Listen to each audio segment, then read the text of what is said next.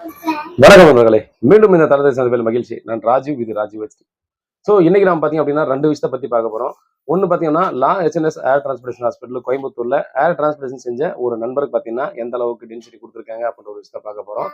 அது மட்டும் இல்லாம பார்த்தீங்க அப்படின்னா, 2வது நம்ம சொல்லக்கூடிய அடிஷனல் இன்ஃபர்மேஷன் என்னன்னா, ஒரு சிலர் கண்டிப்பா நினைப்பாங்க. அதாவது ஏர் டிரான்ஸ்பரன்சி இல்லையா? ஸோ அந்த ஏரோட லைஃப் டைம் எவ்வளவு நாள் இருக்கும்? அப்படின்ற ஒரு கேள்வி பார்த்தீங்கன்னா, நிறைய பேர்கிட்ட இருக்கும். ஸோ அதுக்கான பதிலும் பார்த்தீங்கன்னா, இதுக்குள்ள பார்க்க போறோம். வாங்க வீடியோக்குள்ள போகலாம்.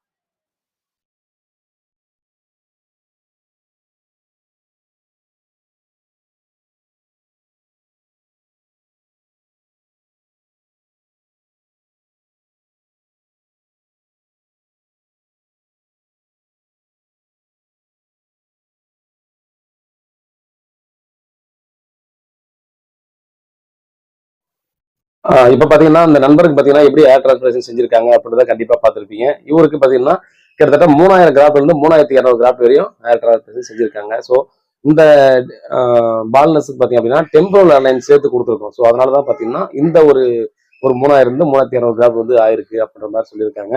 ஸோ ஹை டென்சிட்டில கொடுத்துருக்காங்க, ஜிக்ஸாக்ல கொடுத்துருக்காங்க. ஸோ அந்த விஷயத்த பார்க்க போறோம். இந்த நண்பருக்கு ஒரு ஸ்பெஷலான ஒரு விஷயம் என்னன்னா, இவரு மட்டும் இல்ல, நிறைய நண்பர்கள் பாத்தீங்க அப்படின்னா நம்ம வந்து வேலை தேடி பார்த்தீங்கன்னா வெளிநாட்டுக்கெல்லாம் போயிடுவாங்க. அது வந்து நிறைய நண்பர்கள் பார்த்தீங்க அப்படின்னா சவுதியிலேருந்து ஒரு சிலர்லாம் பார்த்தீங்கன்னா டிரான்ஸ்பரன்சி செய்யறதுக்காக வந்திருக்காங்க. ஸோ அவங்க வந்து வர்றவங்கள பெரும்பாலானவர் என்ன பண்றாங்கன்னா, ஒரு 3 வருஷம் 5 வருஷம் போறேன்னு சொல்லிட்டு போவாங்க. பட் அந்த போயிட்டு ரிட்டர்ன் வர்றதுக்கு ஒரு வருஷத்துக்கு முன்னாடி நமக்கு வந்து கால் பண்ணுவாங்க. பிரதர், எனக்கு வந்து மொத்த முடியுமே போயிடுச்சு. ஸோ அதே முடியோட பார்த்தீங்கன்னா நம்ம திரும்ப தான் ஊருக்கு போகணும். வந்து வழுக்கம் நிறைய ஆயிடுதால அசிங்கமா இருக்கு அப்படின்ற மாதிரி சொல்லிட்டு சில நண்பர்கள்லாம் இருப்பாங்க.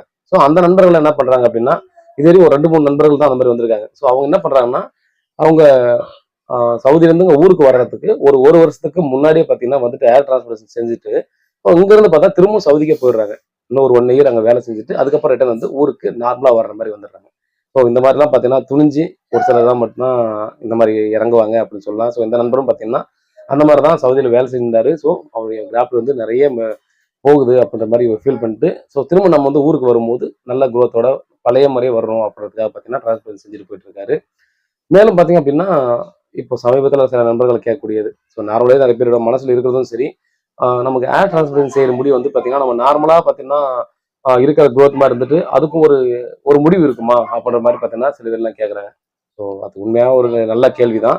ஸோ ஆக்சுவலா பார்த்தீங்க அப்படின்னா, முடிக்கும் நம்மளுக்கு பார்த்தீங்கன்னா, நம்ம மனிதர்களுக்கு எப்படி குழந்தை பருவம், இளமை பருவம், முதுமை பருவம் இருக்கிற மாரி, முடிக்கும் கண்டிப்பா அதுக்கான 3 ஸ்டேஜ் ஃபேஸிங் இருக்குங்க. ஸோ அது வந்து ஆனஜன், டீனஜன், கேடஜன் அப்படின்ற மாரி பார்த்தீங்கன்னா 3 பருவங்கள் இருக்கு. ஸோ அந்த 3 பருவங்களும் கடந்து தான் பார்த்தீங்கன்னா கடைசி ஸ்டேஜுக்கு வரும். ஸோ கடைசி ஸ்டேஜ் வந்துச்சுன்னா கண்டிப்பா முடி எல்லாமும் கொட்டிட்டு அதுக்கப்புறம் பால்ட் ஆயிடுமான்னு கேட்டீங்கன்னா அப்படியெல்லாம் இல்ல. ஸோ அது பக்கத்துல பார்த்தோன்னா அது விழுந்ததுக்கு அப்புறமா அந்த இடத்துல புது கிராப் வந்து உருவாகும்.